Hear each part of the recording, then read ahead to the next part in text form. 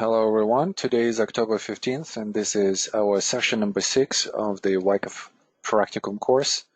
Um, uh, I thought that all of the sessions so far kind of had a very positive feedback. Maybe we have missed some of the material here and there, but except for that, I feel like all of the feedback was really positive. So we'll try to cover uh, some of the material that you guys are interested. Just keep reminding me, please, just because a lot is going into the one class, as you could see. I mean, like each class has maybe like what 30, no, 20 slides at least, or something like this. Um, so I could definitely include some of the material. Just need a reminder. Okay, today, bias game as usual, anatomy of a trade.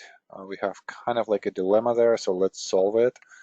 Q&As, we have a bunch today. Market update, I thought that, let's just go through that as well. We're going to continue our discussion on effort versus results, specifically the concept of synchronicity. And with that, we are going to do a quick exercise there on bias. And then we're gonna continue our action sequence exercise as well. As usual, all of our classes are for educational purposes. All right, well, let's go into the bias game. I actually was not that disappointed with your results, guys. And the reason why is because this was a tough one. This was probably one of those where you see both. And I think one of you in your emails wrote this, or something to this regard, where the volume signature goes down and both supply and demand goes down as well. And you kind of have this structure that looks like a horizontal reaccumulation, but then it means completely opposite thing.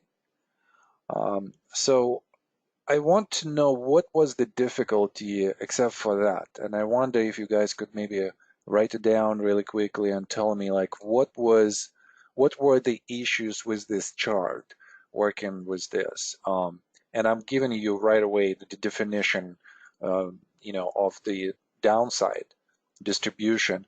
I just want to approach this maybe from a slightly different perspective. And maybe we could have a discussion here. Maybe somebody wants to step in and just say like, okay, I thought that this was this. And then let's look into how is it that, we could observe it in a different way or give it a different meaning. So let me know quickly, and while you're thinking, guys, here, so couple of interesting spots here. When we have the supply coming in on the change of character, it kind of gives out a clue on the next sign of weakness right here, this whole area. At least I thought that that was a little bit of a giveaway early on in the trading range as to what kind of buys we're going to have. It comes on a lot of supply. It stays very heavy relative to the previous averages, and then it increases again once the price goes down. So usually we would like to see the deterioration of selling, like we're seeing it, let's say, from here to here to here. And we could see first acceleration and then de-acceleration of the supply signature. Something like this. So that would suggest some kind of rally. Rally fails here. So whatever demand comes in, it's probably still has capacity to lift the price, but this higher than average volume signature probably suggests that supply is there. And if supply is heavy, then we're going to have another reaction and it comes on increased volume signature. So this action right here is a little bit more complex and suggests that supply is available and there was a lot of selling. After that, that's when you kind of have to take this maybe as a guidance, right? So why is it so much supply here? Substantial increase of the supply. And there is a progression to the downside with the lower low right here. So if you would be thinking that the bias for you tentatively, and that's kind of like my message to you, more advanced Wyckofians, you have to create some kind of hypothesis as to what bias this is by observing the chart, price, volume, momentum, sentiment, duration. And as you form this hypothesis, you really should not care what this hypothesis is, because the market truly will tell you whether this hypothesis is right or it's wrong. And in both cases, whether it's right or your hypothesis is right or wrong, you can still initiate the position, because on the failed signal, this is the signal that in technical analysis is one of the best signals. When you thought one thing was showing this, and then it turned out to be a completely different thing. So we'll talk about this a little bit more, but okay, I forgot what I wanted to write down here. Okay, so after this increase of the supply, what do we have? Kind of that state of inactivity where the rally does not have a lot of volume signature. So something has happened here, and then they just went away and they became inactive. What did they do here? What is it in the price that we see? Well, quite a lot of sell-in waves. And obviously the volume shows that supply signature. We also could judge, that by not overcoming previous support, which is the preliminary supply here, that much, it suggested that we're going to have a rally. It suggested that we might still consolidate. It suggested that there is still some demand at this place as well. So that demand absorbed whatever possible supply was available, and there is no more demand to push the price up. So price kind of drifts up. It's more of a technical rally that we are observing. And technical rally always is going to be associated with the weak hands volume signature. Kind of like this low volume signature, dull, and the movement is going to be not with a lot of momentum. So you could see in the spread even how, except for maybe a couple of bars, everything else is kind of like small movements, small movements. Well, if we missed this, then definitely this probably should catch our attention. And in which way, by the way? Well, we definitely see down spread increase. We have big spreads to the downside. We see that velocity has increased, momentum increased to the downside, volatility in general increased. And we also see that this is the largest reaction. It's bigger than the one from the buying climax. Largest reaction. It also had an intent to commit to the downside. Didn't really do that. We're still on this line right here, but it definitely tried. It tried to do so on smaller volume, right, relative to what we've seen, let's say here or here. Yeah, so smaller effort. And we quickly go to the same price level, to the same support. So some kind of ease of movement in the way how price moves to the downside requires less effort, but yet everything is so aggressive. So you're still thinking here probably bearish. Or if you haven't seen this before, then this should be a little bit of a concern, right? Because of how the price moves really quickly, through the trading range. The test suggests a rally.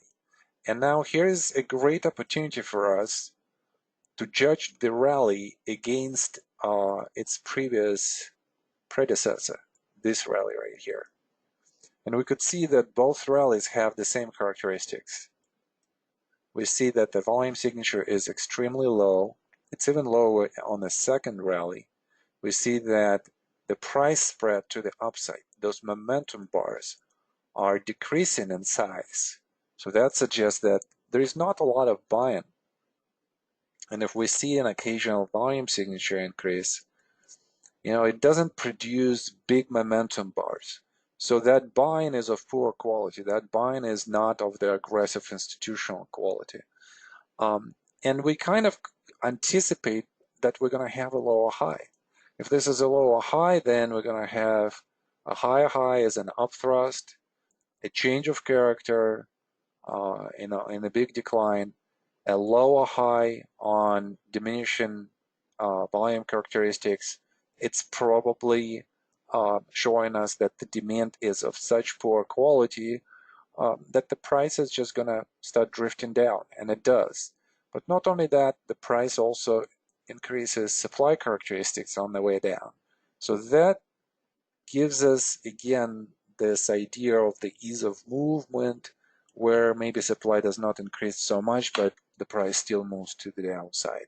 The last rally has minimum demand behind it, and just on the definition of the demand presence and how this demand diminishes throughout these rallies, you can build a case for the distribution. I want to reiterate something, and then we'll go to questions. I was thinking a lot and kind of, deeply about what would be the easiest way for students to go through the bias game. I mean, what is that algorithm as to how we define the bias and how that bias changes? And I think I'm very close to that definition. And usually, guys, you kind of help me out. When I throw out some ideas, you come back to me, you give me some other ideas, suggestions, and so on and so forth. So I'm sure we're going to find the solution here. Here's what I'm alluding to. I think that the main thing in the Wyckoff story, and that's kind of very interesting how we chose this name, Wyckoff story. We kind of saying that there is a story that is unfolding. The story is always unfolding. So through this unfolding of a Wyckoff story, we want to see the changes, and we want to change our bias with those changes. So we were in the uptrend here first. It's a very easy bias for us to identify. And then we see how the character of the next reaction changes the bias for us. And now it's to the downside. The rally really confirms more of a bearish bias than a bullish bias. The next reaction still confirms a bearish bias. Test suggests a rally, but the rally itself still confirms a bearish bias. Reaction confirms the bearish bias, and then the rally confirms the bearish bias, and we are going into the trend or the downtrend with the confirmed story.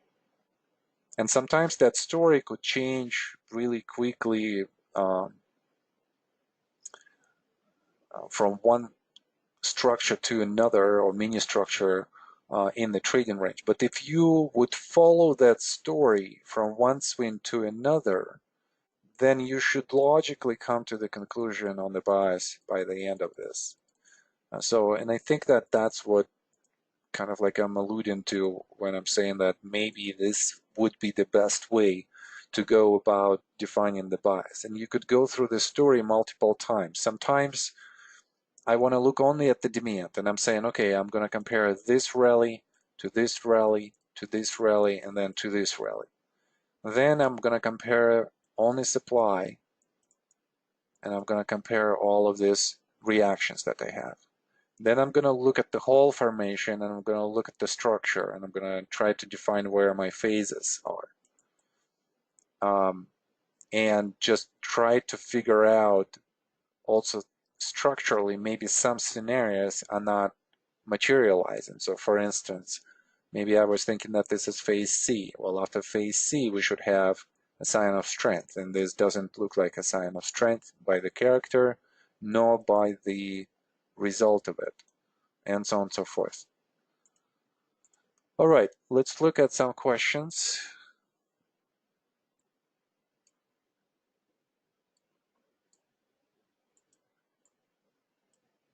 Simon, I'm grateful that you could be here in this class. I know that you can't attend this session, so we'll try to answer as many of your questions as possible. The lower low where you have secondary test labeled, lower low secondary test. Is it this chart right here, Simon? Or was it a different chart?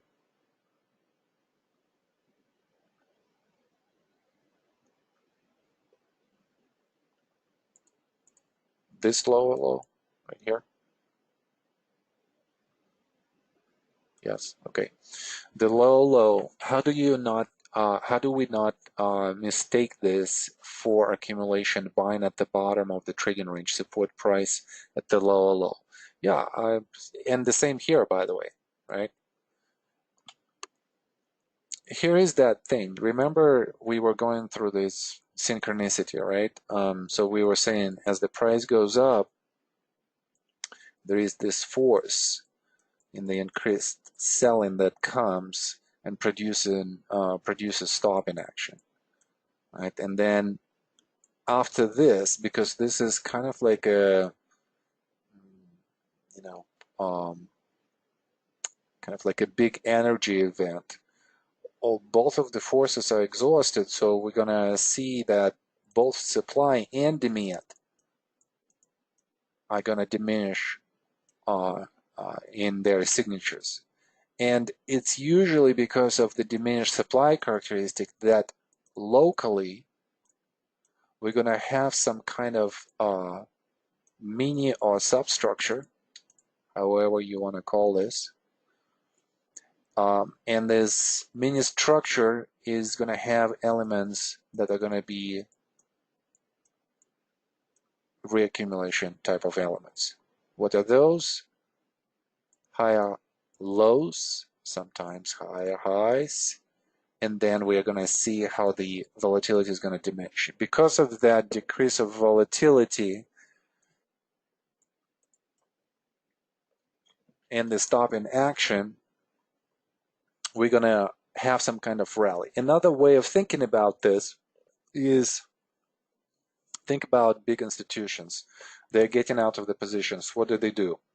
Sell, sell, sell, sell, sell, sell, sell, sell, sell again, stop selling. That's when they stop selling, this happens.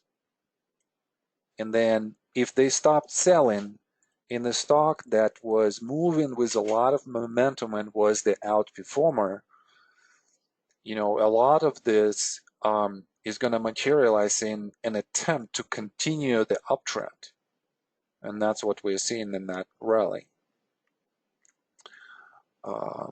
And that's how, you know, the whole distribution is unfolding. It's not necessarily going to unfold on one bar or on two bars in a very quick phase. It's going to take some time for them to, you know, get rid of their positions. Where do they sell again? Where do they start selling again? Well, they're selling a little bit here at the resistance, very natural spot, you know, for mean reversion trades, for short selling trades, and so on and so forth. and then they're selling really heavily into this rally, and then on the way down. And then again, somebody's picking up the value, short-term value, and then after that, where do they sell again? They come and they start selling somewhere here, and all of this kind of like on the way down.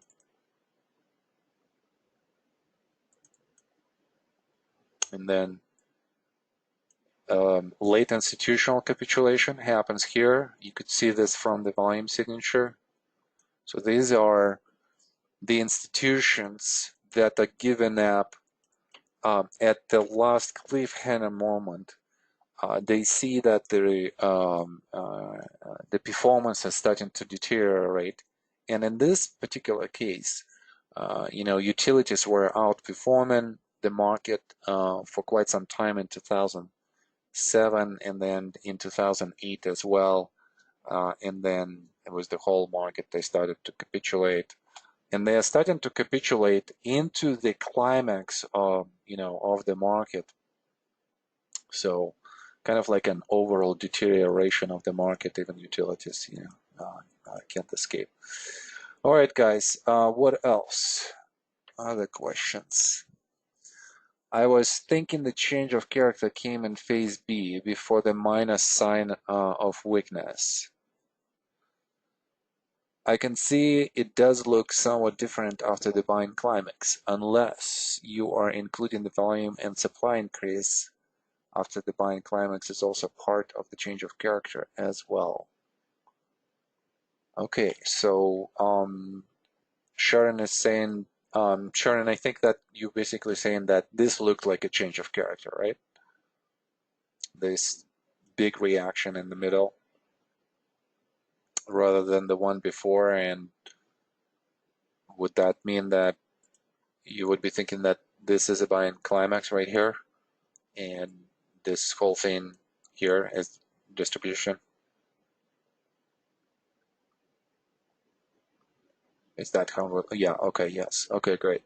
I actually think that this is a very, valid point, and I would naturally go with this because sometimes we have those things where we're going to have a climactic run, then we're going to have this distributional type where buying climax and upthrust are kind of going to match a little bit in where they happen and how they happen. So I kind of see it here.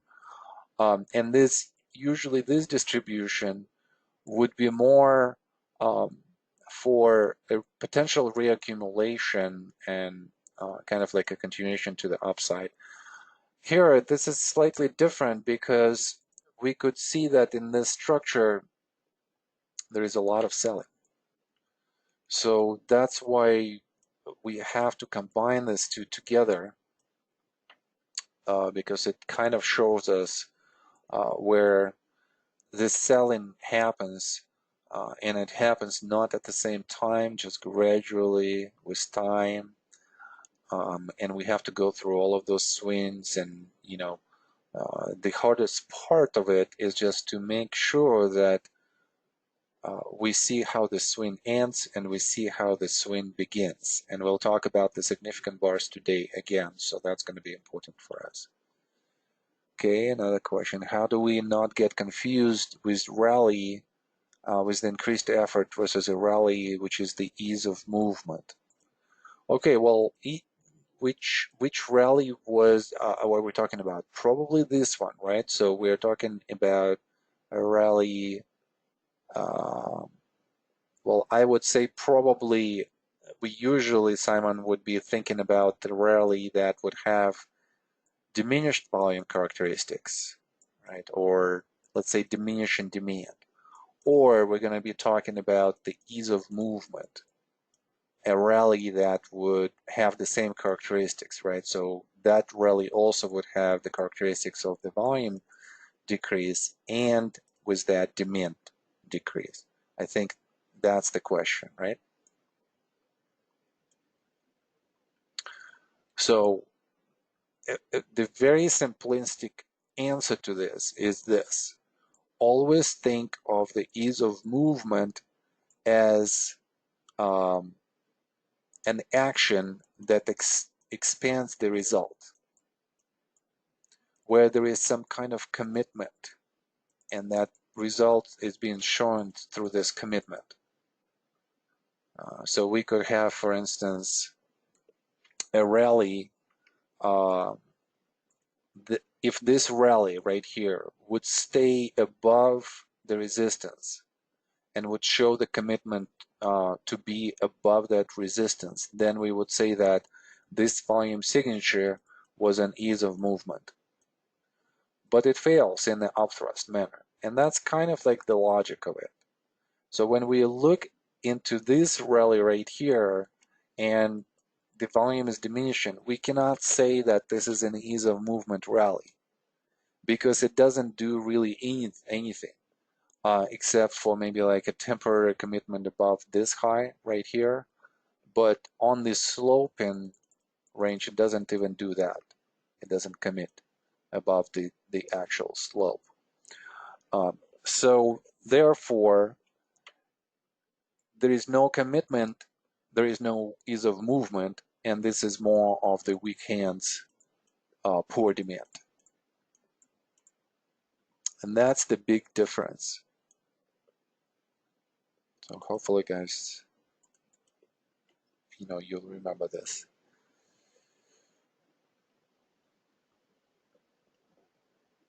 Would it be fair to say that the ease of movement would need an initial energy effort to start the trend with an ease of movement continuing path based on its existing momentum? That's an interesting question. Usually, each movement is going to be associated with something, right? With some kind of technical catalyst. For instance, there is some buying that observes the supply and the price starts to go up. And even though, let's say, we might be talking about like this rally, because this is the rally that produces this conversation, so smaller volume signature. But look what has happened before. There is still absorption here. It's absorption by weak hands, but still it's an absorption. So there is something that precedes the rally itself. So I would say that it probably could start in different ways. It could have the initial momentum, or it could be just an absorption that starts the rally like that. All right, great. Let's jump to the next segment. This is your next bias game.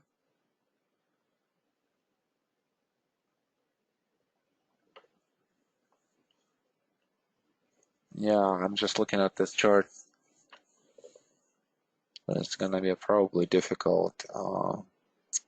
Yeah, I'll make sure that we have maybe much clearer charts in the future.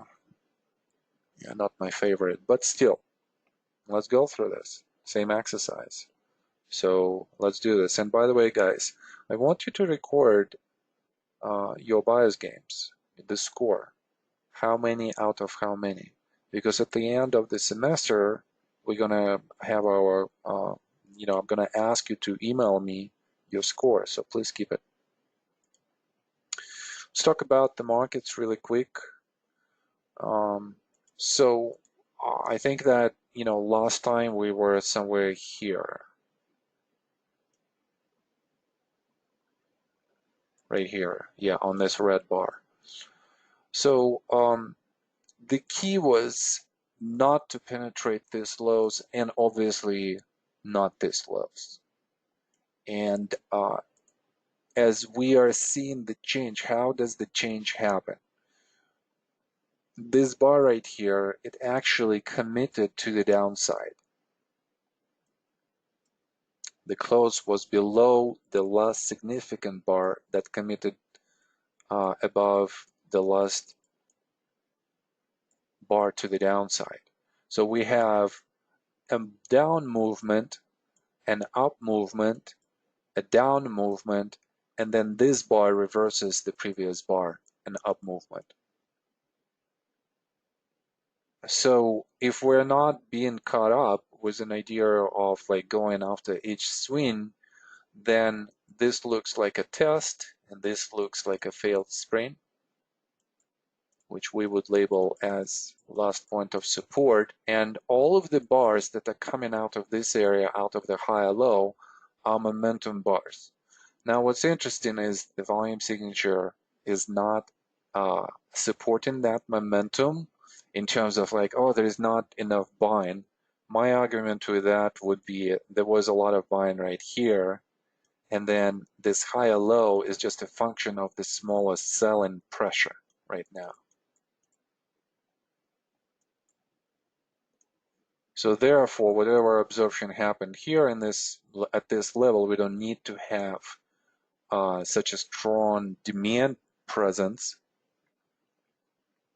to push the price up. And if the price would commit above, let's say this level, this cluster, then we would be talking about the ease of movement, right? We would say the price is moving on deteriorating volume signature, on decreasing volume signature, but yet it's progressing to the upside and committing above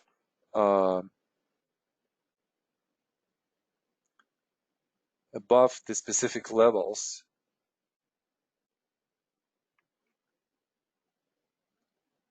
that we identify here as the resistance. So that would be definitely that ease of movement. All right, what else are we looking at? So we were discussing this in WMD, and then suddenly, I don't know why we were discussing phase C here. I later returned to this chart and I was like, that was a great call right here to the downside. Why are we even talking about accumulation here if we're still in the downtrend? That's what I was talking with students yesterday in WTC. So this reminds me a little bit of this, kind of like, again, inactivity, selling and inactivity, meaning that institutions are out. They are not buyers. Nobody's buying there. So I think it's just going to drift and then it's going to break again to the downside. The original goal that I had there goes to around 5,000. So let's just see if that's going to materialize. Oil is very finicky and very interesting as kind of like a puzzle, a challenge here, because it feels that the character of the move to the downside had characteristics that were bullish. High or low suggested a reversal. Reversal has happened, and then on the news, price goes down again. It doesn't really go down that much, but you know, we want to see the lift, and there's no lift here. So I would be kind of very cautious about that market. Gold also just short term have objectives to the downside. That's in line with the market's rally, and some of the gold trades that were on the upside are gonna unwind. I think all of this speculation should go away before we're gonna see the next big move. A lot of the central banks were buying. And I think a lot of I was just thinking, why would the central banks buy a lot of gold? Well, for a lot of reasons, but I think with the situation with tariffs is basically suggesting a lot of the manipulation and wars with currencies. So your most stable asset is always gold, because this is the asset where investors by default go in the time of the crisis. The more you own that, the more stable your currency could be. Kind of like that, again, gold standard.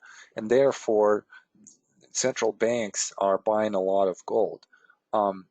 So if they bought in, if we're looking at the big picture, right? If they bought in, and let me just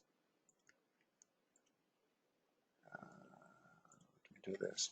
Let's look at gold for a second. So if they were buyers on the way up, and we see kind of they probably not even buyers on the way up.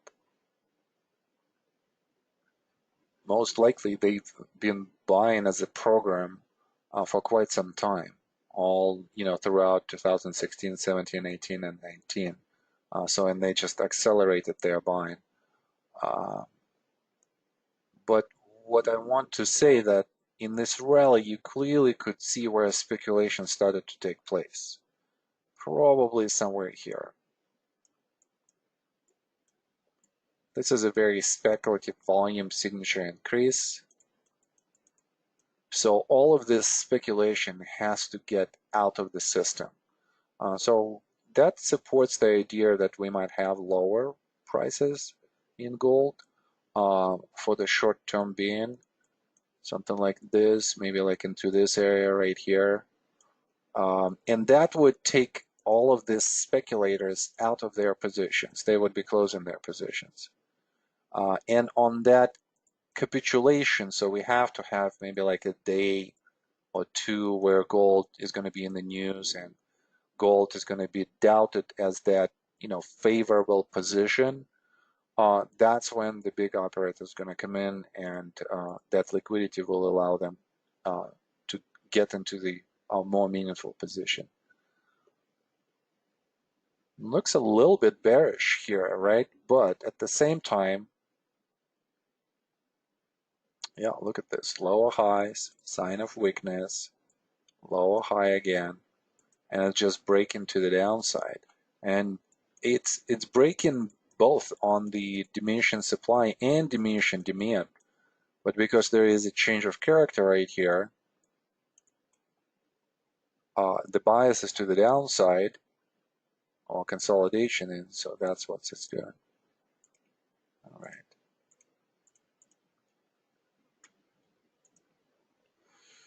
Okay, great. Let's come back. Yeah, this is something that I tweeted out today. I was thinking about tweeting it out, like even on Friday. I actually made this on Saturday, I think, or on Sunday, but wanted to see the news on tariffs on Monday, so delayed this. But this was kind of like a Friday close, not Monday close. The idea here is just to look at the whole formation and to see if we could time the entry and this latest reaccumulation. How do we do that? Well, we need to have the original count, which is the campaign count. And in this case, I'm taking the most conservative count for the large structure. And the most conservative count is going to be in phase C, from phase C to phase A. So it's always going to be at the lows, and when you have a shakeout, it's going to have this weird shape. So it's almost like, what am I measuring? But you're measuring this whole formation. You could also measure it from the test. Test happened here slightly higher. So this would be also another count that you could have. 47 boxes with 1 point reversal, and please note, I've defined the user scale myself. I didn't allow the ATR to define the scale because ATR defined the scale of 36 points per box, which I thought was a little bit too much. How did I define the box size of 25? Well, the rule here is very easy. At least, I kind of have this shortcut rule, which I use just looking at the price. I look at the chart. We are somewhere in the middle of 2,500. So 1% move of that is going to be 25 points. And it's just easier this way. So box size 25, reversal 1, and then we have 47 boxes times 25 boxes, 1175. And we put this on the line, on the 2350 line, and we get the price of 35.25. I think it's a very decent move for us from here. This is going to be what, more than 10%.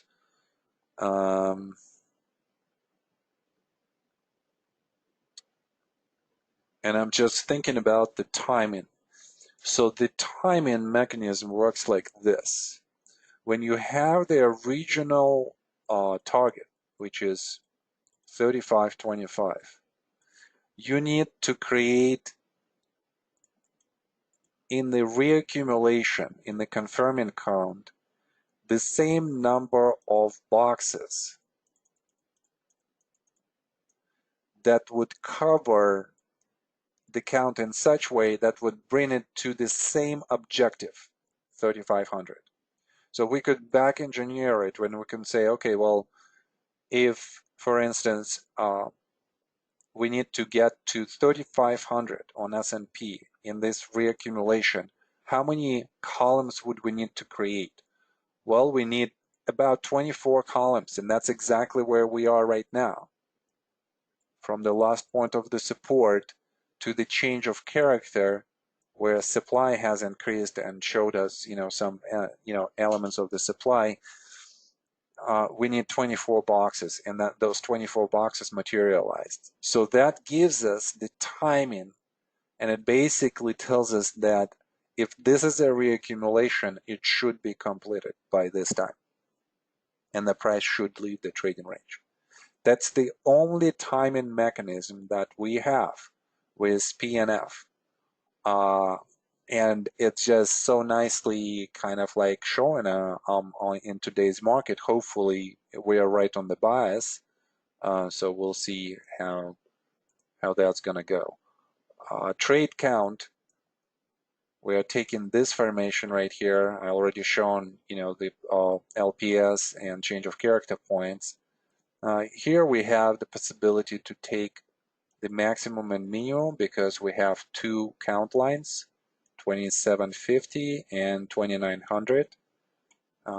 24 boxes times 25, 600, 3350, and 35. So here are your two confirming counts. One is from the original zone, from the original trading range, and then another one on the backing up action of it, which acts as a reaccumulation. And I think that there is another one. So tomorrow in WMD, I'm going to show you guys a different count, which could take us all the way through this formation. So kind of like interesting to see if there is anything there. On the labeling, any questions on the labeling? I kind of tried to stay at the higher level. Stop in action, phase A, with both tests. So kind of like would even say that this is phase A, phase B, phase C, sign of strength, backing up action. So everything seems to be logical, at least for now, until it's broken. Arvin is asking, stock charts does not allow annotation. What do you use to annotate this PNF? Well, I just take stock charts, as you could see. I copy paste it to Paintbrush or PowerPoint, and that's where I manipulate the image. So that's all. That's all to that. All right. Okay, great. Now let's talk about the SunPower, because I even don't remember, guys, specifically what did we say. I think that we said that the stop loss is going to be slightly below $10. Am I correct? Do I remember this correctly? You kind of have to keep record, on this for me.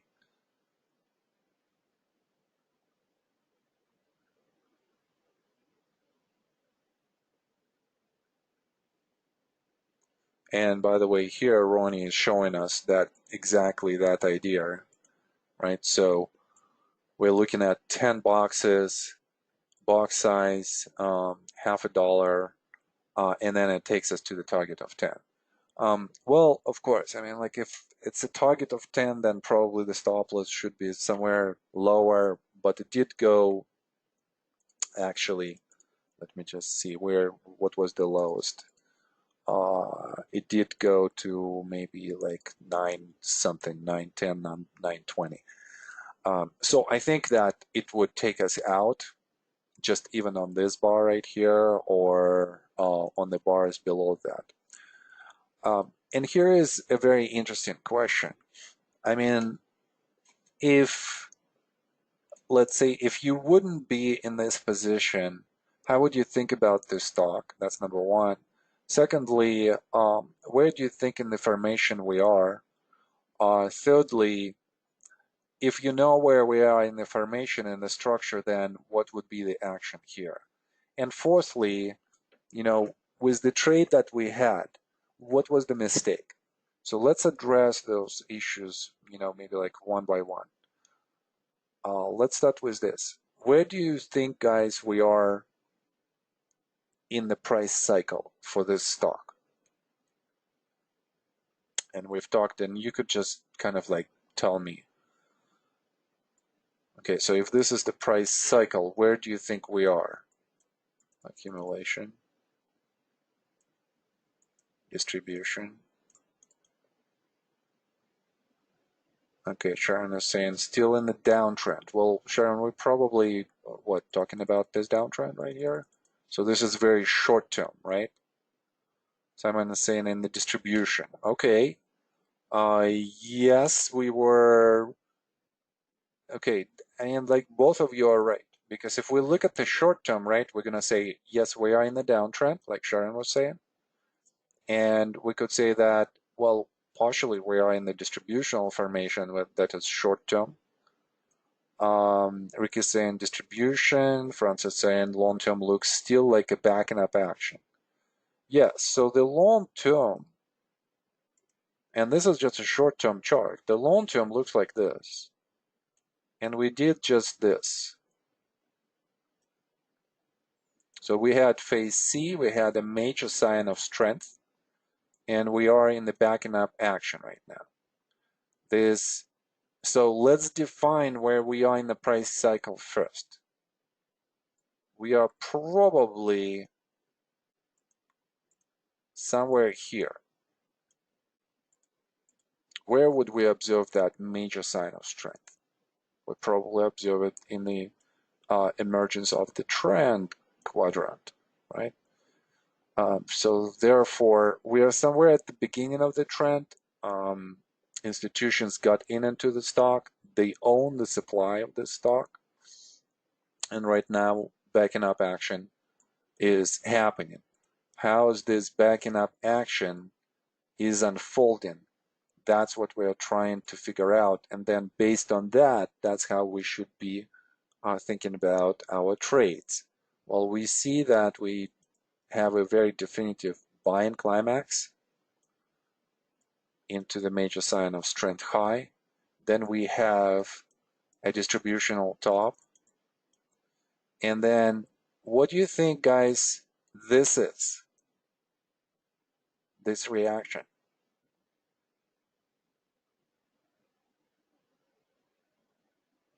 How would we label that? Because you're thinking about the distribution here, but I want you to maybe, okay, so I'm going to relabel this, and I'm going to say this whole thing here, this range, is the buying climax trading range. Then this reaction would be labeled how and what is it?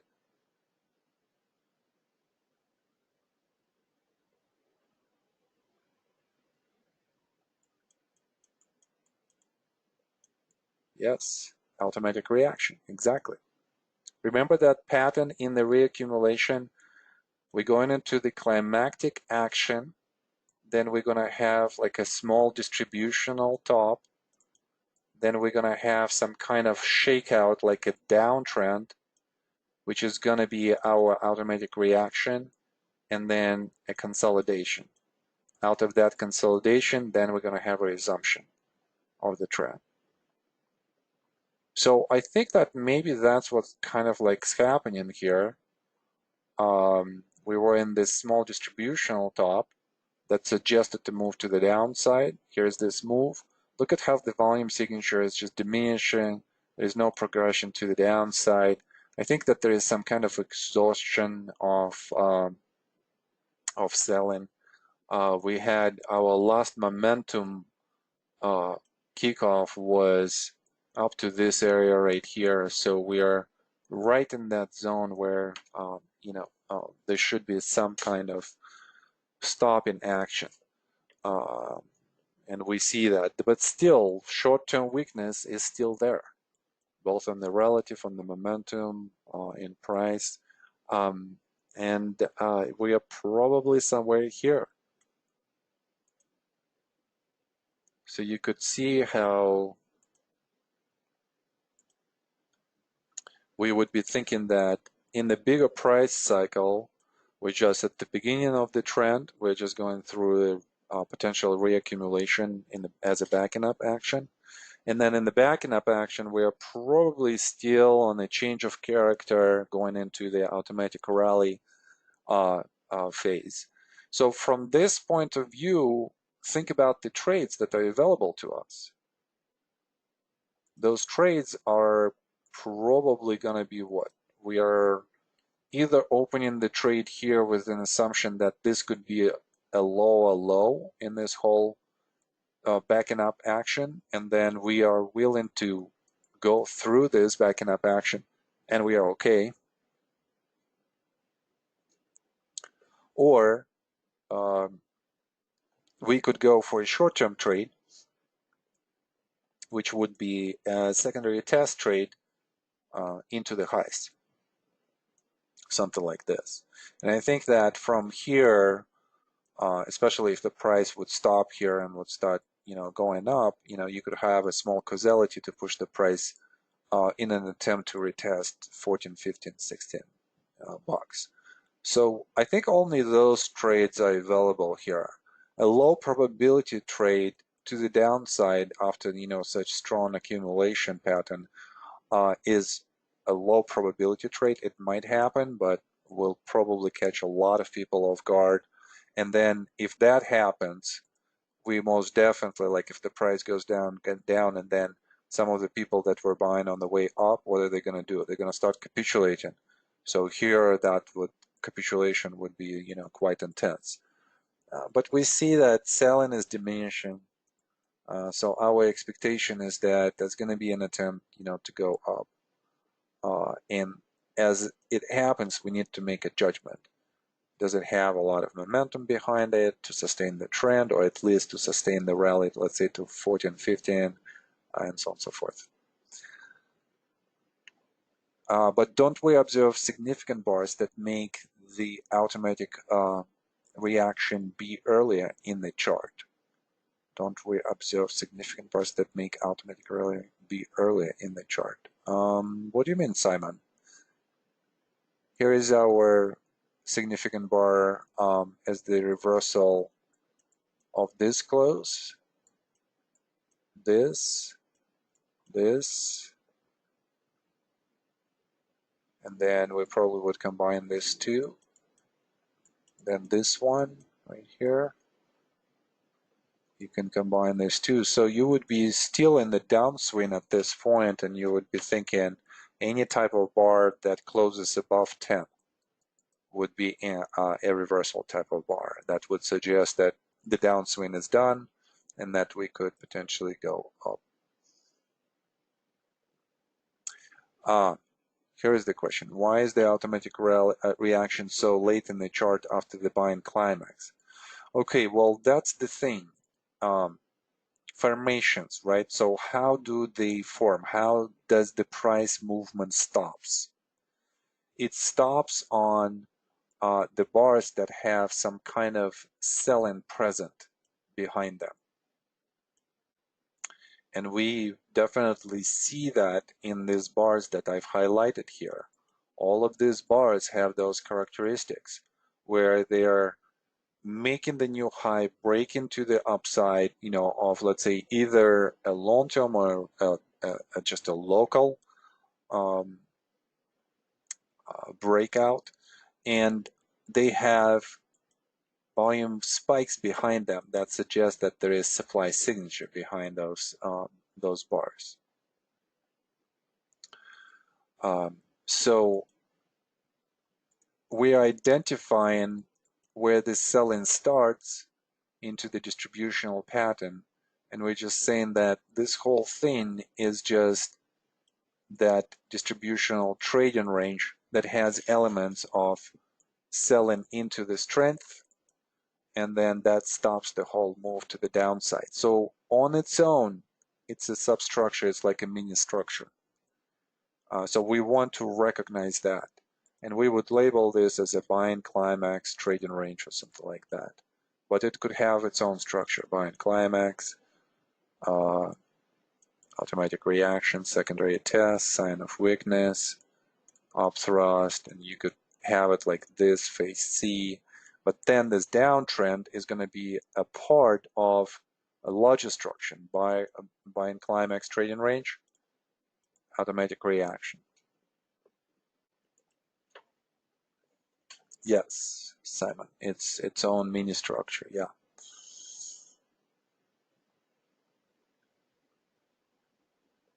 Okay, can we look at the weekly chart? Sure. Okay, really quickly, and then we're gonna go from this. By the way, here is a daily. You don't have to see weekly. Just condense all of the data and you could see the whole structure. So we're sitting exactly on these levels that we've had before in the price structure. So I would say that if you're thinking that the price is going to be somewhere here in the future, so future value, then this probably presents a very interesting, unique opportunity, to get into the position. Probably something like this, where we have a lot of momentum to the downside. I mean, if the price recovers and then goes to that level, it probably would be the lowest point here, and that's how the stride of the trend probably would be created, something like that. And then acceleration is going to happen in this area. But we need to see some kind of reversal out of this area, around $9, $10. All right, great. I think we're done with this, right, guys, for today? Okay, great.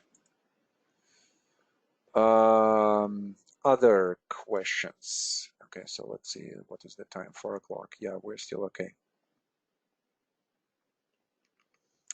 When you discussed mean reversion traders, you advised that they would usually trade around the overbought, oversold regions of a trend line or a trend channel. In the chart below, would you say that there would be two groups of mean reversion traders? Those that use the horizontal trend channel and those that use downsloping trend channel. Okay, so right away, Simon, I think I'm gonna kind of like stop this discussion right here. What I think what they're using is a mean reversion channel. They want to understand statistically how the price deviates above or below the mean. So in this case, we're still seeing a downtrend. So therefore, our mean is going to be somewhere here. So whenever the price hits the support, it's going to be an oversold condition. And whenever the price hits the resistance, it's going to be an overbought condition. So every time it comes to the resistance, they're going to sell. Every time it comes to the support, they're going to buy. And that strategy is just going to be in and out, in and out. And then don't forget that when I say the mean reversion, I don't necessarily mean a specific group of traders. I mean a specific group of traders that use this strategy. This group could consist of different type of institutions, professional traders, but also just, money managers. And money managers, they are inclined to take the profit at the points of extreme. So overbought, oversold conditions obviously would be very favorable. Now, having said this, this is definitely more of, if institutions are trading here, those are professional types, because we're looking at Aussie and US dollar. and this is a smaller time frame. So it's all of the trading around the needs of the importers, exporters that need the specific currency on a specific day, and so on and so forth. And technical traders definitely would use linear regression there. Okay.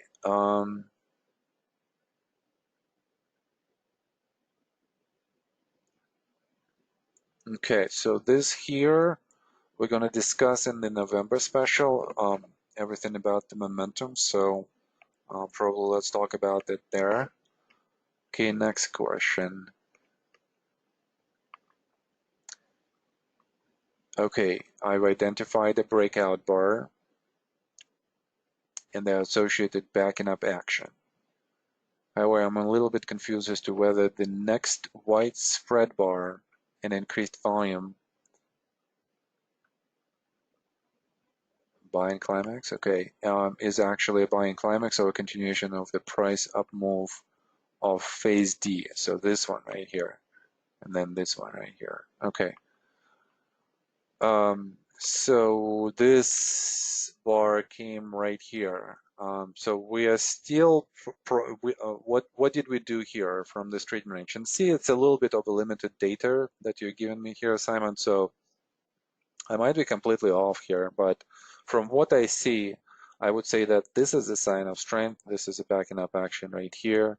This is a breakout of the backing up action. And then the next bar definitely could be a buying climax, but you have to consider different factors. You have to consider how long of the causality have you had to have such short advancement. So I think that the key here, if you're not sure as to what kind of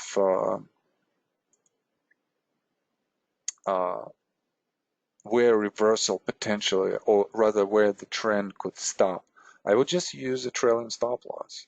And it seems like this particular pair allows you to do so on the hourly, because with the significant bars you would be moving your stop loss probably like this, and you still would be in this position as of the last bar. So this way you don't have to think a lot about, oh, it's a buying climax type of thing. Or you could think about this and you could scale out. You can just say, okay, I'm going to scale out like 1/4. I'm going to scale out another 1/4, but then half of my position is still going to be on, and I would get out of this last half just based on the trailing stop rather than identification of the buying climax. Because sometimes when we could be early identifying the buying climax and then you're out of the position, and I've been in those moments, and they're just kind of like not cool. All right, so what else?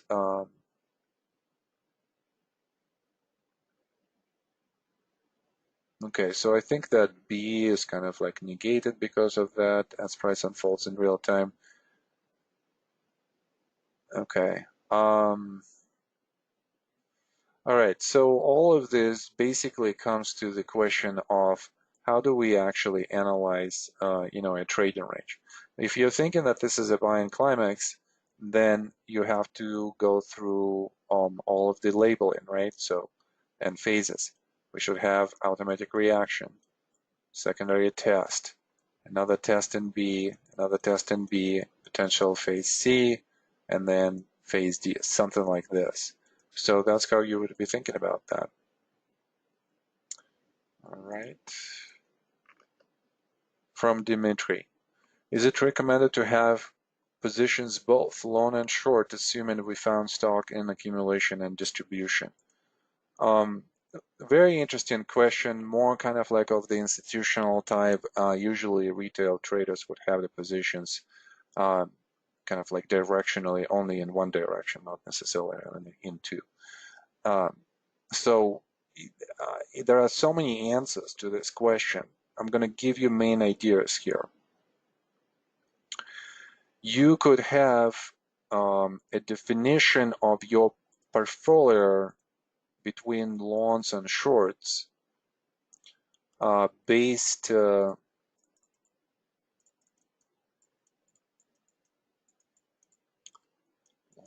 shorts based on let's say market context. So allow the market to define the weight of your long positions against your short positions. So you could say, for instance, um, in the bull market, you could have, let's say, 100% exposure in your longs, and you could have maybe like 10% exposure in your shorts. What it means is that you're using the leverage here a little bit, and you can do this even like this: 90% longs, 10% shorts, or 5% shorts. Because in the bull market, you want to stay with the market itself. And especially, like, I wouldn't be advising, and sometimes I don't quite understand that part of the institutional thinking.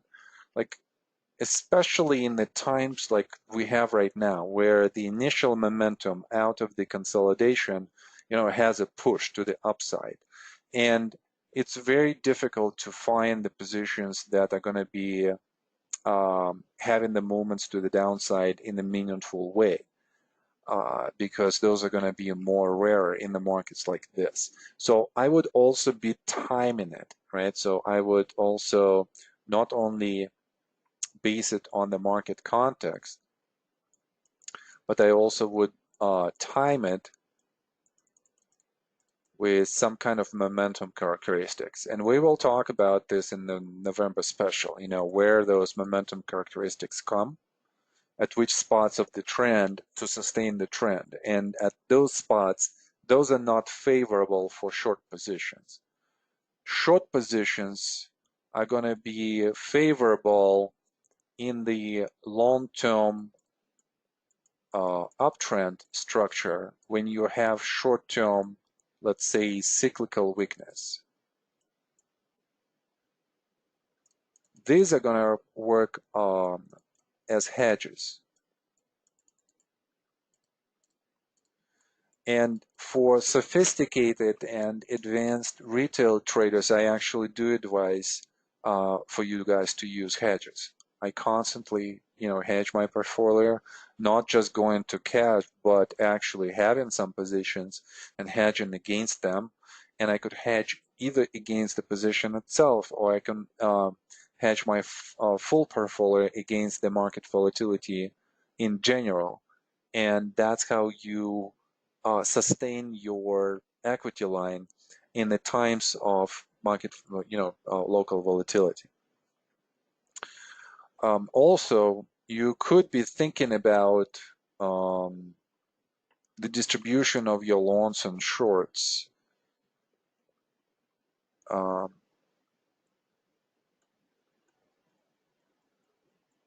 So we have based on market context. Okay, so you find that. So when at that time, we would be thinking, okay, yeah, so it's just basically the same. Yeah. Whenever we have those type of short-term volatility events in the secular bull market, that's when we would usually want to hedge. So for the retail trader, I think it's more useful to stay with the main trend and then to short when there is an increase in short-term volatility. That would be my answer to that. Maybe a few long positions on accumulations and one or two shorts on the distribution to keep the equity curve smoother. That's the idea, Dmitry, so you're in the right direction here. Or is it recommended to have position 100% in sync with what we believe the market is? So as I said, majority of your position or positions, majority of your portfolio should be in line with the major trend, because that's how we are making the money. Having said this, some pockets in the market are going to have bear markets. Those are going to be rotational markets where the money rotating out of that specific market. You could definitely operate there, you have to coincide it with the major market corrections, though. So that's the main kind of requirement there. All right, from Simon. And here are a couple of questions on labeling. This is a bias game chart from 2 weeks ago, I believe. Question number 1, not sure how to label the Wyckoff phases for this upslope in trading range. All right, so not a trading range, Simon. Just, I mean, I kind of see the logic here and thinking if you're thinking maybe this is a buy in climax and then this is an automatic reaction secondary test B, B, and then C. So there is some kind of structure to that. But it's not horizontal. It's not really, the upslope here is just too much for the trading range. Even upslope in trading range. So I would be thinking that this is still an uptrend, and I would be thinking that there is a deteriorating momentum signature on this uptrend. Look at the momentum on this leg, and then look at how momentum is diminishing, and then it diminishes even more. So with that, one of the interesting ideas, that we're gonna explore in the November special is gonna be looking at this momentum. Where do you think, guys, the price should retest as it reacts to the downside? Probably into the area of the value where before they bought in. Where did they buy in? Where the momentum was present. So anything below that is a buy, and you kind of could see how multiple times that was the case, and that became a reaccumulation. So that's how they define their value. But we could see from the footsteps, on the chart that there is no buying on this wave, there is no buying on this wave. We're probably going to retest this area again. So there are quite a few short positions that we could open here. One short is going to be around this area because this is going to be that small distributional area. Remember, we've talked about this today, that buy-in climax trading range, which is distributional. This cause creates the movement to the downside, and change of character happens. And we've seen this today twice, one on bias game chart and one on SunPower. So that's kind of like looks somewhat the same structurally. Let me just come back really quick. Again, look at this buy-in climax and then distributional formation and then automatic reaction.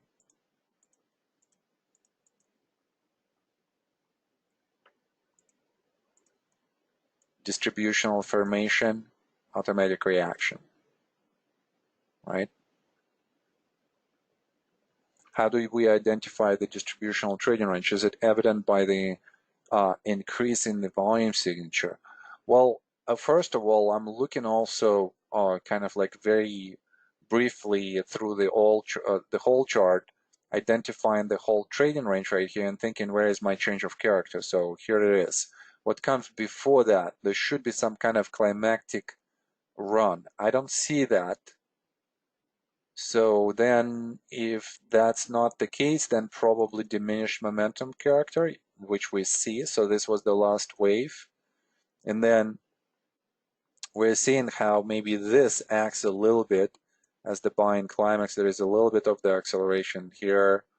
And then this in between seems to be like a transitional element, transitional mini structure between the change of character and the conclusion of the buy-in of the uptrend. What would it be? Probably just a small local distribution that leads to the change of character itself. And this pattern is actually such a repeatable pattern, especially in the reaccumulations. This is how usually change of character would start after a smaller formation like this. All right, so yeah, I definitely would be still thinking that this is an uptrend. I would be labeling this trading range. I would be labeling this trading range. I would be labeling this trading range. We could label definitely this trading range. We could label this trading range. We could label this trading range. We can label this trading range. So as smaller trading ranges, Simon, these are the ones that I would be labeling. And then just kind of like from a much larger perspective, bigger vision, reaccumulation. So we're thinking about 3 phases, 3 zones, 3 tests for us. Test number 1, test number 2, test number 3. And I think that we went through this before. How do we identify the upslope and downsloping trading ranges then? Okay, so if we are thinking about the downslope in this case, lower lows, we would do this. And then we would be thinking major sign of strength. And then a backing up action. That would be our downslope. I don't see any upsloping ranges here, maybe just this one, but this looks more like an apex, but you could think of this as an upslope. All right. The trading range did not evolve. Does it mean that my labeling of buying climax automatic rally secondary test was incorrect? So I think we went through this. Why does the big supply result in a sign of strength rally so shortly afterwards? No trading range was required to observe the supply. Was this a shakeout? So we're talking about this bar right here. It does have characteristics of a shakeout, but because it commits to the downside only on one close, and then the price comes back into the trading range, I probably would put this as a spring.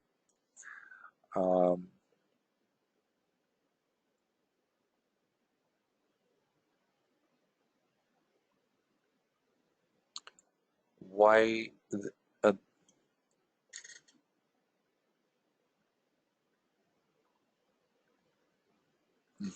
Just trying to understand the question, Simon. Why does the big supply result in a sign of strength rally so shortly afterwards? So why does this action happens very shortly? Okay, well, I think that we need to kind of like look through the volume signature here. So obviously not as much volume signature initially, and then the volatility comes. So I think it's from this volatility where there is this rotational exchange between institutions, and from one hands the stock goes into other hands. So once this happens, that's when everything resumes, and that's why we're having this rally. But it's just a little bit too fast, being overbought, mean reversion, some kind of volatility here, and that's kind of like what happens.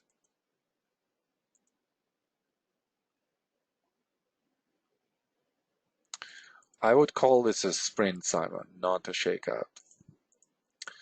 All right, let's talk about something else. We've had a conversation about significant bars, and there is still some questions that are left on this, specifically the definition of the significant bar. And as I was preparing this slide, I realized that I actually do not have a definition, so I'm going to give you one that I usually use in the classroom, and maybe you could, put it in your notes.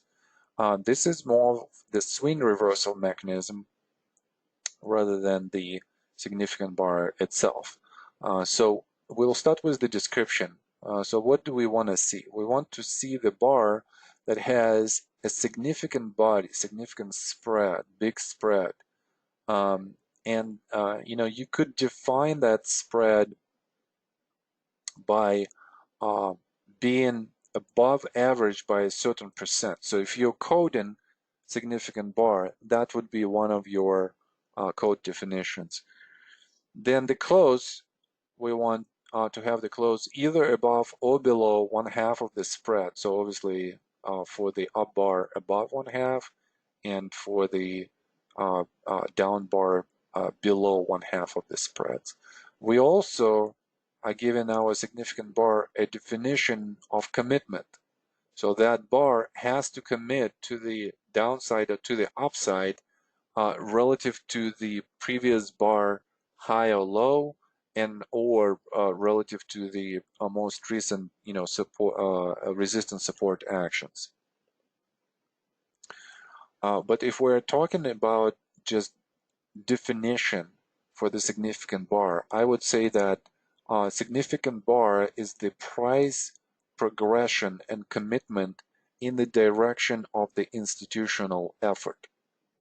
It defines uh, the commitment of institutions, and it also defines the possible commitment line in the opposite direction, where if we see the commitment in the opposite way, then most likely that swing is done. Okay, a little bit wordy, but I'll think about this. So Steven, hopefully satisfactory maybe at this point, and then I'll think about more about like the definition itself. All right, from Simon again.